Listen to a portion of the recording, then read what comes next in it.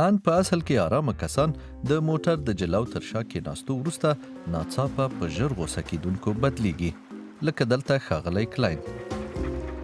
هغه په کور کې تل مهربانه وي، خو د موټر چلولو پر مهال له کنټروله وځي. خو ولې داسې کیږي؟ څېړونکو یې ډېر لاملونه موندلي دي، خو موږ یې یوازې پر 5 مهمو تمرکز کوو. لومړی لامل فشار. ښاغلی کلاین په موټر کې کار ته روان دی، خو اندېښنه لري چې پرې ناوخته نشي. د سړک لوړ غږ، خرابه هوا او په موټر کې بند پاتې کېدل یې لا تر فشار لاندې راولي. په خپله موټر چلول هم اسانه کار نه دی. سړی باید له نورو موټرو چلوونکو سره همغږی وي او په یوه وخت کې ډېر معلومات پروسس کړي. د موټر چلول پیچلی کار دی او رواني فشار رامنځته کوي.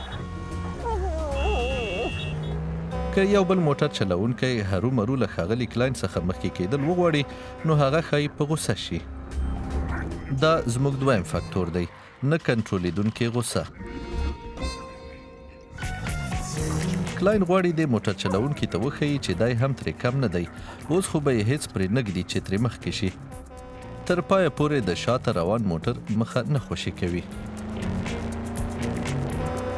کله چې موږ تر فشار لاندې یو، نو احساسات مو کنټرول په لاس کې اخلي.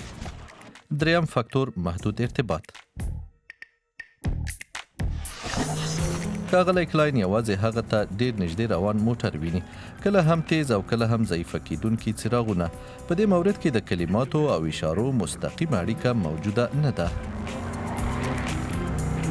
کلاین یوازې د خپل موټر هنداره کې دی پسې روان موټر ویني.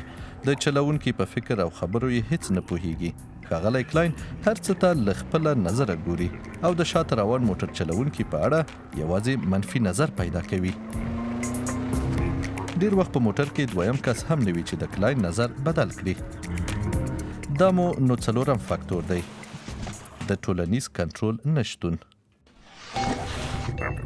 کلاین پوهیږي چې بل موټر چلوونکی یې نه پیژني، ځکه نو پرې خپل زړه خالي کوي، په ځانګړې توګه کله چې په موټر کې یوازې وي. موټر د چلوونکي لپاره ډېر خاص وي. دا 5م فکتور دی. موټر خپل شخصي قلمرو ګڼل. ډېری کسان موټر یوازې د ترانسپورت وسیله نه بولي. ډېر کسان موټر خپل شخصي حریم او قلمرو ګڼي.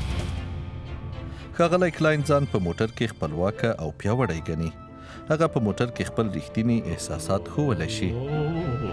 ښاغلی کلاین خپل موټر دویم کور ګڼي او غواړي پکې له مزاحمته پرته وخت تیر کړي. دی داسې فکر کوي چې پر سړک له حرکت کولو سره په ژوند کې هم یو قدم مخکې ځي، ځکه نو کله غواړي سرعت هم ډیر کړي. خو کله چې څوک مخې ته راشي، دی داسې احساس کوي چې دغه کس یې د پرمختګ مخه نیسي، بیا نو غوسه یې راپارېږي. د موټر چلولو پر مهال ډېر څه سړی په غوسه کولی شي. ډېر دغه فکتورونه د موټر چلوونکي په کنټرول کې هم نه وي.